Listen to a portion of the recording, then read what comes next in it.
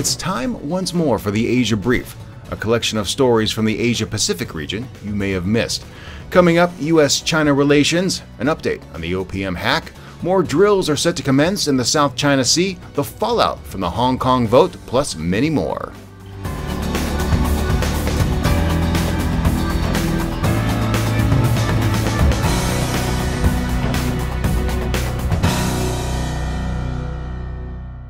We kick things off on this week ending June 26th with a look at U.S.-China relations. The United States and China once again held their high-level talks that are expected to highlight the differences between the two nations on such topics as the South China Sea and cyber attacks. The 7th U.S.-China Strategic and Economic Dialogue concluded Wednesday and are the highest-level regular discussions between the two countries.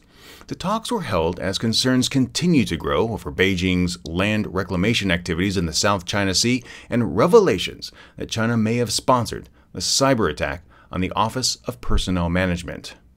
Vice President Joe Biden said during a speech at the opening session of the talks, quote, "Responsible countries adhere to international law and work together to keep international sea lanes open for unimpaired commerce, because nations that disregard diplomacy and use coercion and intimidation to settle disputes or turn a blind eye to aggression of others only invite instability and undermine the collaborative goals of the international community." End quote. Monday, United States and Chinese officials held what Centers for Strategic and International Studies China scholar Bonnie Glasser called a strategic security dialogue encompassing maritime tensions, cybersecurity, military-to-military relations, missile defense, and nuclear and space issues. She expected little to be accomplished, but thought the process was valuable. The second day of talks focused largely on economic matters, such as the bilateral investment treaty being negotiated. The third day took up strategic matters such as North Korea, Iran, and Afghanistan. Glasser said there is general agreement on those specific issues, but she noted cybersecurity would overshadow the discussions. Treasury Secretary Jack Lew flat out accused China of sponsoring hacking, but fell short of linking Beijing to the OPM hacking event. Quote, "We remain deeply concerned about Chinese government-sponsored cyber-enabled theft." End quote. Concurrent with the United States-China Strategic and Economic Dialogue, military exercises between the United States and the Philippines opened on Monday. At the same time, the Japanese and Philippine navies began joint training. Both of these exercises are taking place near Palawan and the South China Sea. Operations with the United States involved the USS Fort Worth and a P-3 Orion surveillance plane. The Philippine Navy says troops will train in flight surveillance, perform live fire drills, conduct search and seizure exercises, and other performance exercises. Japan is participating in what the Philippines is calling a maritime activity and not a maritime exercise. Seems like splitting hairs to me. The focus of the drills will be on humanitarian and disaster relief, as well as search and rescue help. Chinese Foreign Ministry spokesman Lu Kang expressed concern about the exercise. Quote, "We hope that the sides in question do not play up and create tension on purpose, and that any interactions between those countries would actually contribute to regional peace and stability, rather than the opposite." End quote. Last week, Pan-Democrats in Hong Kong easily defeated a plan put forward by pro-Beijing legislators that would have allowed for the direct election of the Special Autonomous Region's next chief executive through a process many likened to a fake democracy. Emily Lau, chair of Hong Kong's Democratic Party, said, quote, "Of course, we have to continue with the struggle. This is a sad day for Hong Kong, and many people in Hong Kong are very angry for various reasons. And it is very sad. So the struggle in Hong Kong must continue." Now, if you missed it, you'll be able to hear a conversation with Ms. Lau just before the vote in the Asia Now podcast feed located on asianewsweekly.net. C.Y. Leung, the current chief executive, said it's time to move on and that attention should be placed on economic and livelihood issues. Those with closer ties to Beijing said the Pan-Democrats were selfish and accused them of sabotaging the public's first opportunity to vote on Hong Kong's top position. They say pan-Democrats refuse to acknowledge that the next leader cannot be someone that might be viewed as having an opposing view to the central leadership. The stalwarts also assert they defeated the measure because they knew they couldn't win the 2017 election.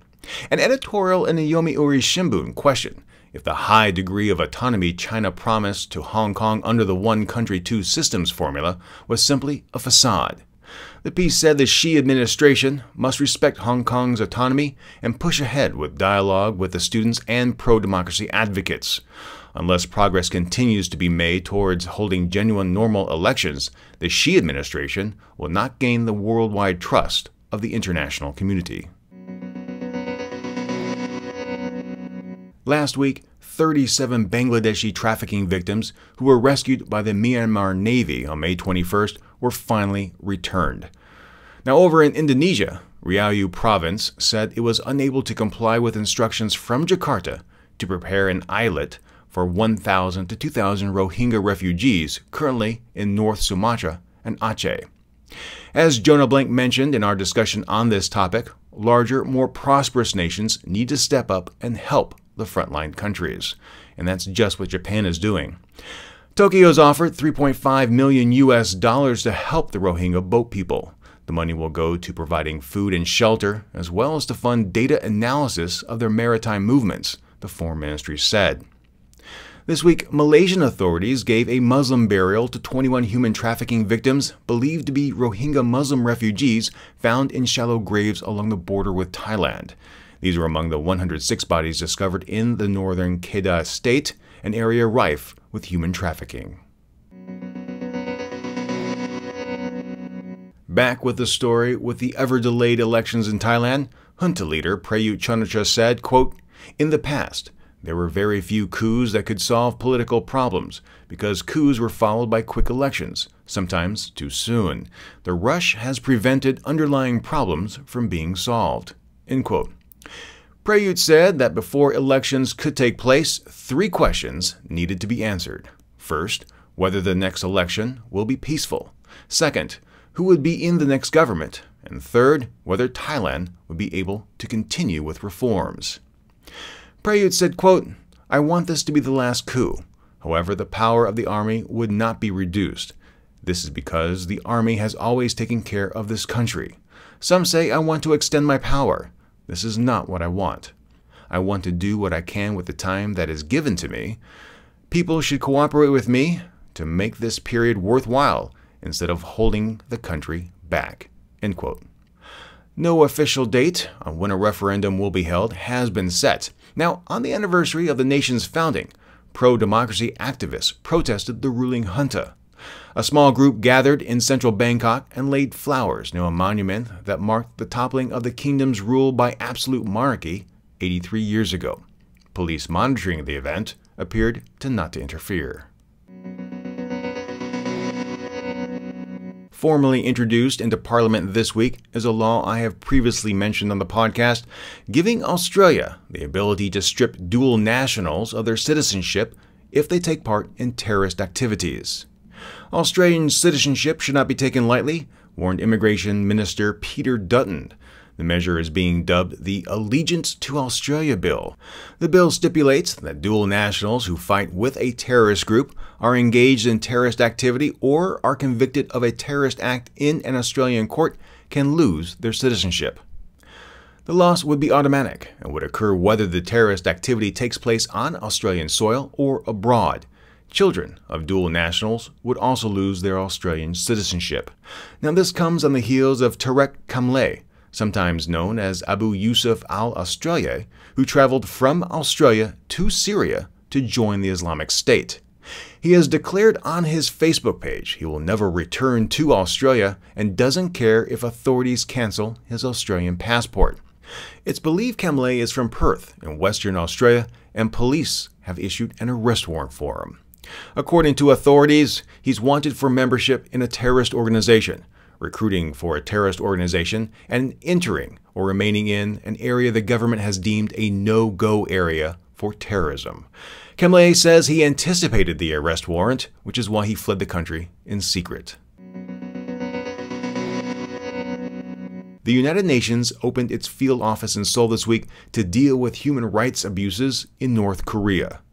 Human Rights Watch's Deputy Director for Asia, Phil Robertson, had this to say: "The opening of the UN Seoul-based field office is a critical step forward in the campaign to end North Korea's systematic and pervasive human rights abuses, and to demand accountability for crimes against humanity found by the UN Commission of Inquiry. When he wakes up in the morning, North Korean leader Kim Jong-un should realize that there is now a team of dedicated professional investigators working full-time to add to the factual record that will ultimately see him and his top officials brought before an international court." Human Rights Watch is fully committed to supporting and working closely with the new field office as it strives to achieve justice for the literally millions of victims of rights abuses in North Korea who have suffered far too long in silence. As a result, the DPRK opted out of an international sporting event scheduled to take place just outside of Seoul. The chairman of the North Korean University Sports Association, Jung-Kook Man, says in an email message, quote, "The present South Korean authorities pursue military confrontation against us despite the repeated warnings of our government, and announced its confirmation of the establishment of the UN High Commissioner for Human Rights Field Office in Seoul." Pyongyang was scheduled to send 75 athletes and 33 officials to the multi-sport competition called Universiade, and is often considered as an Olympics for university athletes. On Tuesday, the DPRK sentenced 2 South Koreans to hard labor for life. Pyongyang says the pair were spying for Seoul. The announcement came on the same day that the United Nations opened its office in Seoul, so the timing is not lost on anyone. 2 more South Koreans are being held in North Korea. They were in the DPRK on religious missions. A 47-year-old nun working as a nurse at a medical center run by Christian missionaries in the central Indian city of Raipur was sexually assaulted by unidentified men last weekend. After a medical investigation, authorities stated the nun hadn't been raped, but the matter would be considered an act of attempted rape. Police indicate some suspects have already been detained for further questioning. Christian leaders in the area take exception with the attempted status labeled by police. Quote, "We are 100% sure that the nun was raped yesterday. There cannot be any dispute over this fact, and it appears to be part of the ongoing anti-Christian hate campaign across the state." End quote. That's from Arun Panalal, president of the Chhattisgarh Christian Forum, in an interview with The Voice of America. With an increase in attacks on Christians in India, Prime Minister Modi promised intervention to preserve and promote the religious freedom of religious minorities. Despite that pledge, attacks have not diminished. A Sharia or Islamic law court in Malaysia sentenced 9 transgender women to fines and 2 to 1-month jail terms under a discriminatory law that prohibits, quote, "a male person posing as a woman," end quote. That's from Human Rights Watch this past week. Religious authorities arrested the women in a raid on June 16th, and they pled guilty the following day. A lawyer filed an appeal, and the 2 women sentenced to jail terms were released on bail pending the outcome. The raid is the latest incident in a pattern of arbitrary arrests and harassment of transgender women in Malaysia.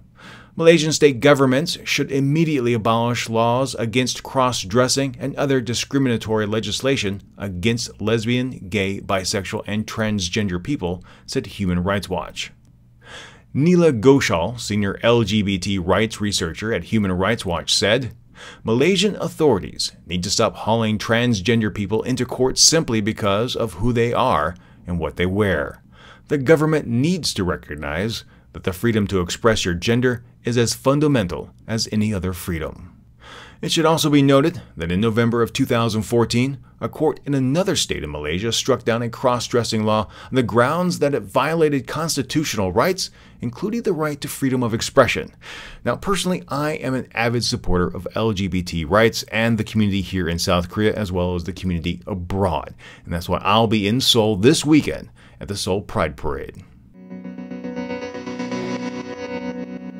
Amos Yee, the 16-year-old Singapore video blogger who was found guilty in May of hurting the feelings of Christians in a video as well as uploading an obscene image, was in court again this week to determine if he was suitable for the so-called reformative training. Phil Robertson, Deputy Asia Director for Human Rights Watch, said, quote, "Nothing that Amos Yee said or posted should have been considered criminal, much less merit incarceration. The dismal state of Singapore's respect for free expression can be seen in the decision to impose the criminal justice system on outspoken 16-year-olds." End quote. The court found that Yee was competent and ordered the reformative training. Now, there is one bit of curious information. While Yee has been in custody for the past 3 weeks for the evaluation and kept away from electronic devices, his Facebook page has been continuously updated for about the past week, listing his grievances with the prison. Well, my friends, those are this week's stories, and I hope you'll take a moment to leave your thoughts in the comments on Facebook or Twitter.